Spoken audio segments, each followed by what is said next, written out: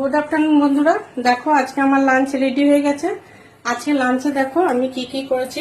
লাঞ্চে আছে গরম গরম সাদা ভাত, এখানে আছে মুসুরির ডাল করেছি, এটা পাঁচফোড়ন সোমবার দিয়ে করেছি, ধনে পাতা দিয়েছি। এখানে ডাল দিয়ে খাওয়ার জন্য বেগুন ভাজা করেছি। এখানে করেছি মূলোর শাক ভাজা, এটা কালো জিরে ফোড়ন দিয়ে করেছি।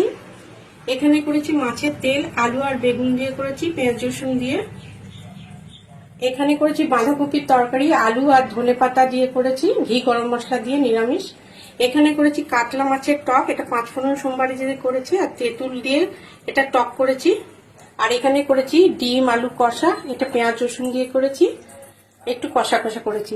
এই হচ্ছে আজকে আমার লাঞ্চের মেনু। তোমরা কে কি লাঞ্চ করলে অবশ্যই ভিডিও দিয়েও দেখবো। আমার লাঞ্চ মেনু তোমাদের কেমন লাগলো অবশ্যই কমেন্ট করে জানিও। ভালো থেকো, সুস্থ থেকো, এই পর্যন্তই।